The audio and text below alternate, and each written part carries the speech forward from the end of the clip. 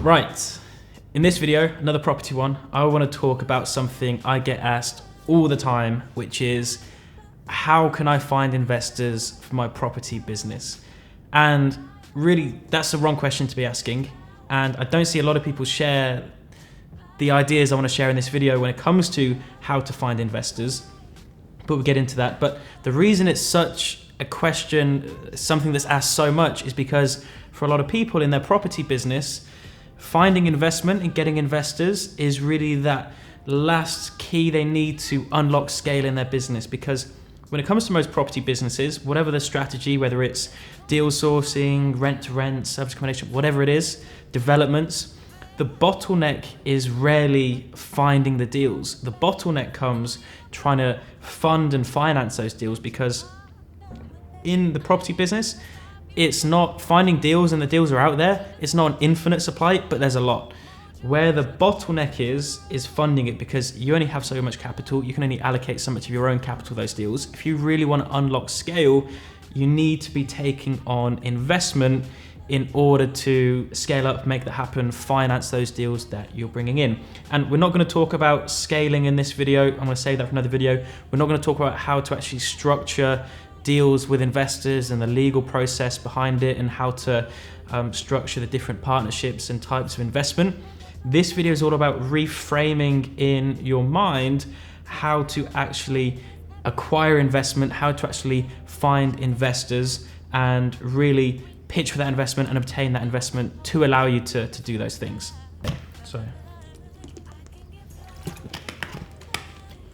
So the reason how do I find investors is the wrong question to ask, is because actually investors are out there. There are so many investors. In fact, a lot of people are investors. You know, you can just walk into any networking meeting. You could be, your taxi driver could be an investor, your friend of a friend, your uncle. They're literally an abundance of people with money and capital out there. What you really need to shift your focus to is how can I actually obtain investment? Not where do I find investors, how can I obtain investment? Now, when anybody asks me this question, I always come back with one answer and one analogy, and that's think of Dragon's Den. So you go to Dragon's Den, if anyone watched it on BBC, on TV, for those that don't know, Dragon's Den is where small business owners come on and they pitch to, I think it's maybe 5 dragons or these investors for investment in return for a stake in their business. And they have to pitch why their business and why they as an individual are worth investing. So that's an interesting point as well. When an investor invests in a property deal, they're not just investing in that deal, they're also investing in you. And you see on Dragon's Den, I'm sure if anyone's watched just one TV show, one episode of this TV show, you would have seen the same thing.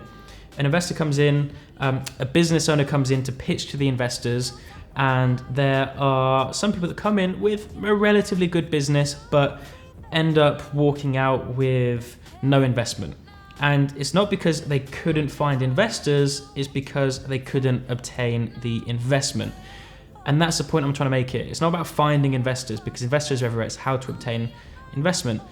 You'll see other business owners come in on Dragon's Den, and they might get one investor, one of the dragons out of the 5 to make an offer, and instead of getting the business owner, if they're pitching for maybe £100,000 for 20% of the business, the dragon may say, well, I'll give you the £100,000 you want in return for 40 or 50% of your business.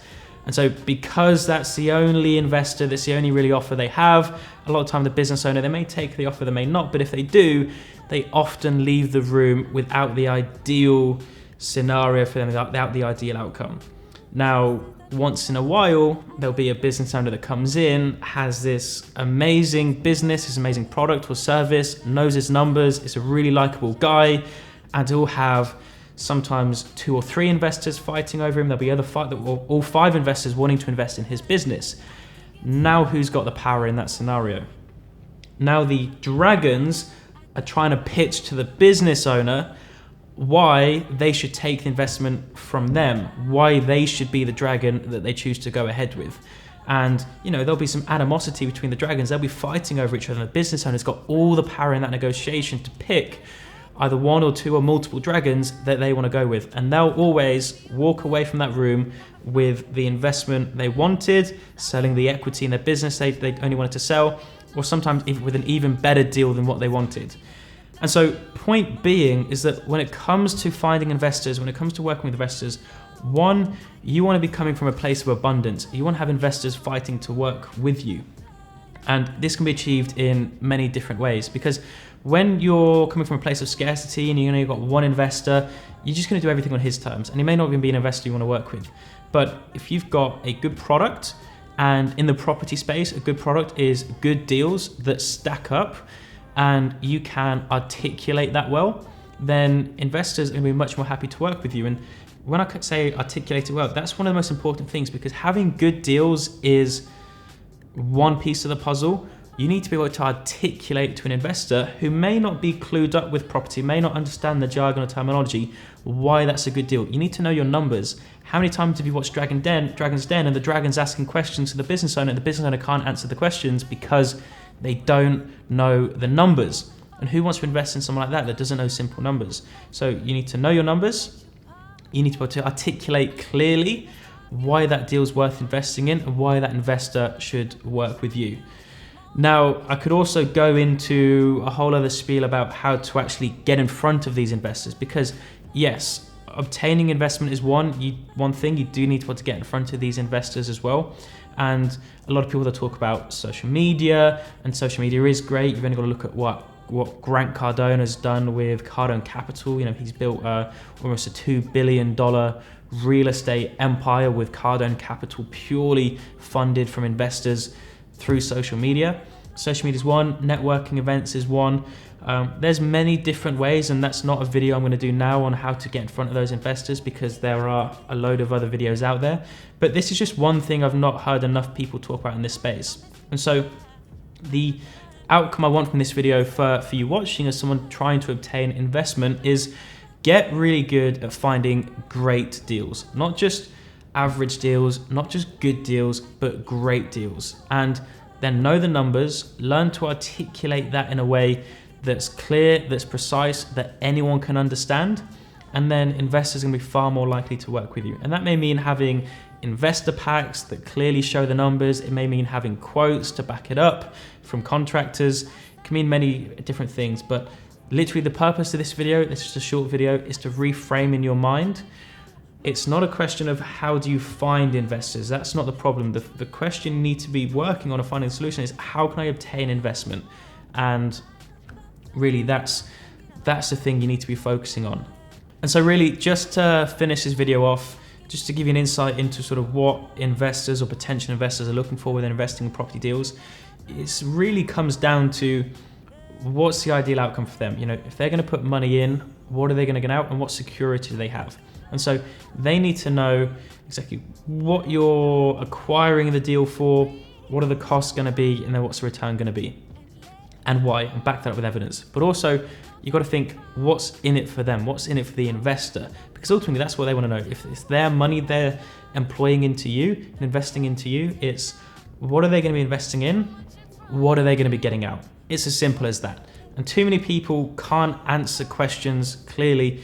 Again, back to the Dragon's Den example, how many times you see a dragon, they'll ask the business owner a question, and the business owner will answer the question without answering the question. It ends up just pissing the dragons off. They don't want to invest. They get frustrated because they just can't get simple answers to simple questions. And so always remember what's in it for them as an investor. So what are they going to be investing in?